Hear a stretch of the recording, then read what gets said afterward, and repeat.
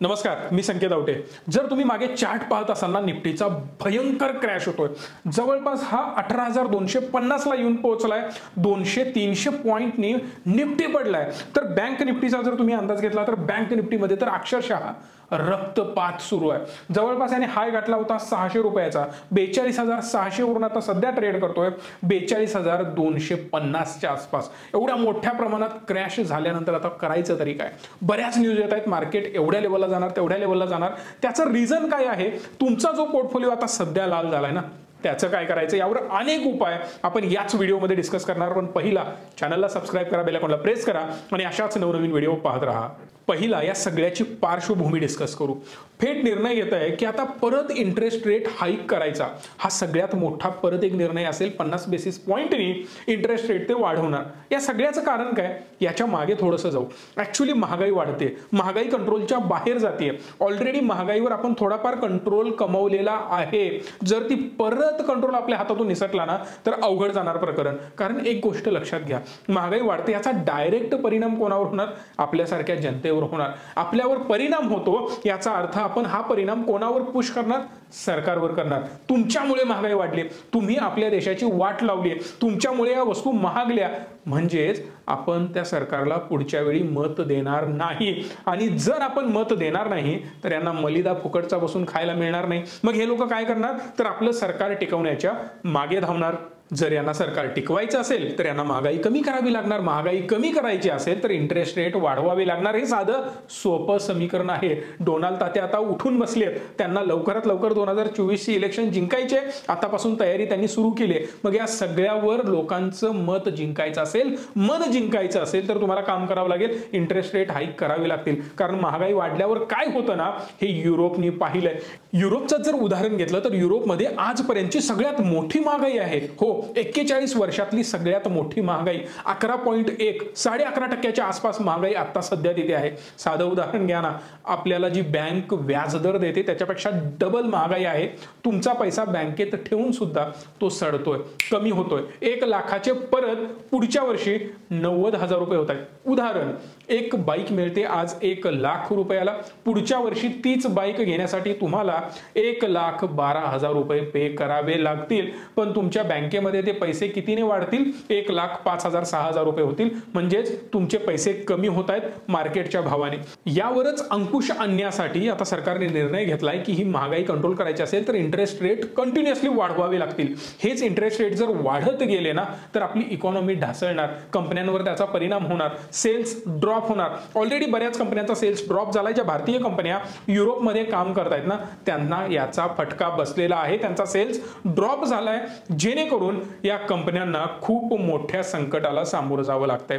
In short, सरकारने European decision घेतलेला आहे किंवा युकेने डिसिजन घेतलाय की आता आपल्याला 50,000 कोटी रुपये उभा करायचे आहेत या संकटासोबत लढण्यासाठी। मग हे 50,000 कोटी कोण देणार?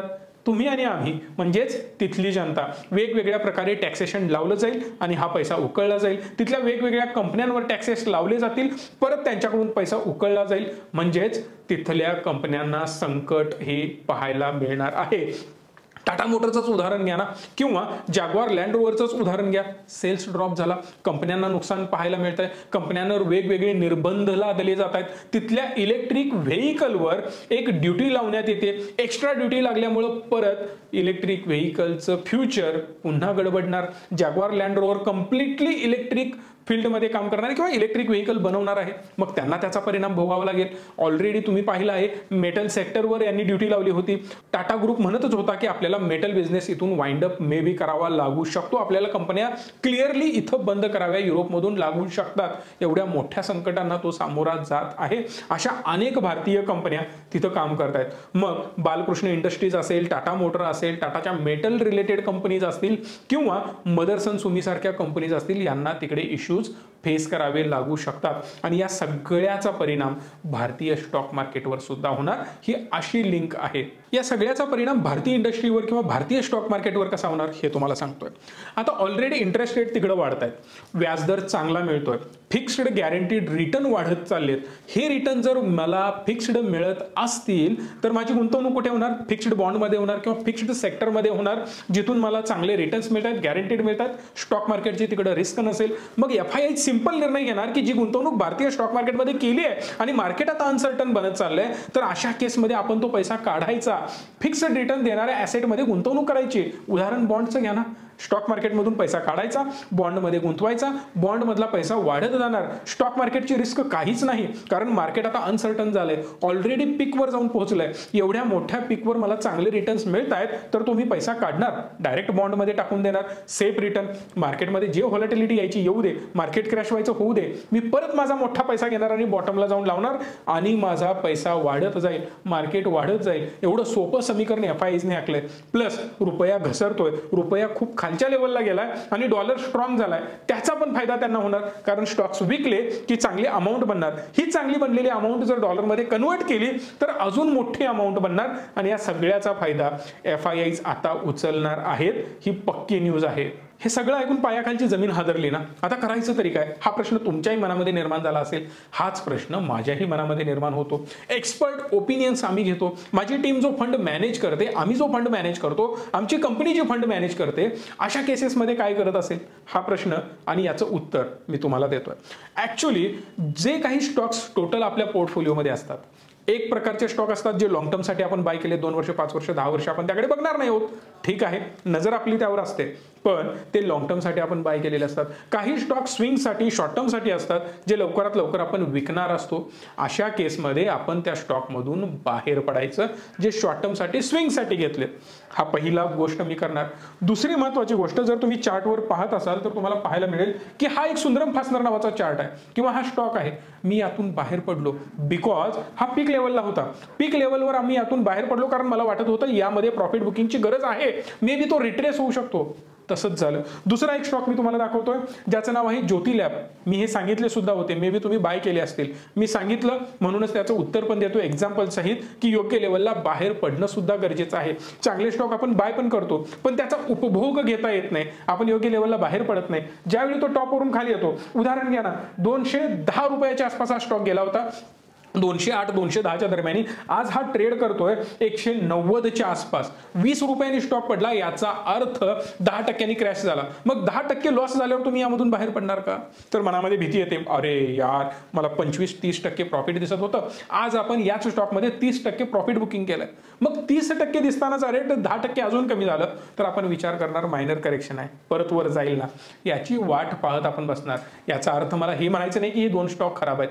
स्टॉक खतरनाक आहेत, लॉंग टर्म साठी आपण होल्ड करू शकतो. बरेच माझे इन्व्हेस्टर यामध्ये इन्व्हेस्टेड आहेत बॉटम लेवल पासून. आजही आम्ही त्यांच्या गुंतवणूक यामध्ये तशाच इंटॅक्ट ठेवलेत, कारण हा लॉंग टर्मचा पोर्टफोलिओ आहे म्हणून. बट आता जे शॉर्ट टर्म साठी आहेत, मला एक चांगले रिटर्न जनरेट करण्यासाठी मी ज्यामध्ये गुंतवणूक केली होती, असे जे 2 स्टॉक होते, नवीन इन्व्हेस्टर साठी आपण त्यामधून बाहेर पडलं. 30% त्यामधून आपण प्रॉफिट बुकिंग केलेलं आहे.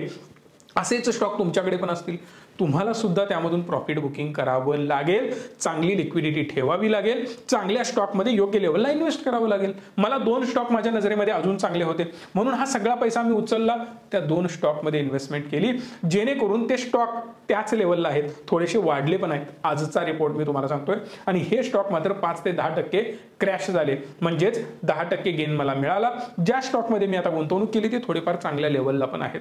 काही लोकांना मार्केटचं चांगलं नॉलेज नसेल, मी करायचं काय हा प्रश्न तुमच्या मनामध्ये असेल. तुम्ही एक सिंपल काम करू शकता, तुमचा सगळा पैसा SIPच्या स्वरूपात इन्व्हेस्ट करू शकता. फॉर एक्झाम्पल मी रिचमीवर गेलो, रिचमीवर डायरेक्ट इन्व्हेस्टमेंटचे प्लॅन मला दिसतात. म्युच्युअल फंडमध्ये मी SIP सुरू केली, अशा सेक्टरमध्ये केली ज्या सेक्टरमध्ये कायम डिमांड आहे, किंवा सिम्पली मी निफ्टीमध्ये blue chip, small cap, mid कॅपमध्ये इन्व्हेस्टमेंट चालू केली, जेणेकरून काय होईल, माझा पैसा प्रत्येक महिन्याला इन्व्हेस्ट होत राहील. या भीतीची गरज मला नाही. उद्या मार्केट क्रॅश होईल, परवा होईल, महिन्याने होईल, 2 महिन्याने होईल, काय व्हायचं ते होऊ दे, मला फरक पडत नाही, कारण मी इन्व्हेस्ट करतोय अशा वेळी ज्यावेळी मार्केट वर पण आहे, खाली पण आहे, मध्ये पण आहे, सगळ्या लेवलला आहे, जेणेकरून मला काहीही फरक पडणार नाही. माझा पोर्टफोलिओ नेहमीच ग्रो होत राहील, ॲव्हरेज होत राहील, आणि मला चांगले रिटर्न्स पाहायला मिळू शकतात. अशी जर गुंतवणूक तुम्ही पण करत असाल तर गॅरंटेड तुम्हाला चांगले रिटर्न मिळणार आणि स्टॉक मार्केटमध्ये तुम्ही सस्टेन करणार. सो चांगला पोर्टफोलिओ बनवा, तो लॉंग टर्मसाठी होल्ड करा. शॉर्ट टर्मसाठी जे स्टॉक आहेत आणि असं अनसर्टन मार्केट असेल योग्य वेळेला बाहेर पडा. उरलेली जी अमाऊंट आहे तुम्हाला वाटतं आता मला इन्व्हेस्ट करायची SIPच्या स्वरूपात इन्व्हेस्ट करू शकता. मार्केट एकदा स्टेबल झालं, ठराविक रिटर्न तुम्ही त्यामधून कमवले तर मे बी तो शिफ्ट पण करू शकता किंवा त्याच पोर्टफोलिओला लॉंग टर्मसाठी होल्ड करू शकता. परत येणारी जी अमाऊंट असेल मार्केट स्टेबल झाल्यावर आपण स्टॉकमध्ये टाकू शकतो. अशा प्रकारे विनाकारण ठोके न वाढवता, BP न वाढवता शांतपणे मार्केटमधून पैसा कमवता येतो. योग्य डिसिजन घेऊन ना योग्य वेळी बाहेर पडा, योग्य ठिकाणी एंट्री घ्या. कुठल्याही प्रकारे टेन्शन घेण्याचं गरज नाही. मदत हवी असेल या नंबरला कॉल करा, माझी टीम तुम्हाला सपोर्ट करेल. जाता जाता व्हिडिओला लाईक, शेअर आणि चॅनलला सबस्क्राईब तुम्ही केलंच असेल याची मला खात्री आहे. धन्यवाद. Stay tune and stay positive.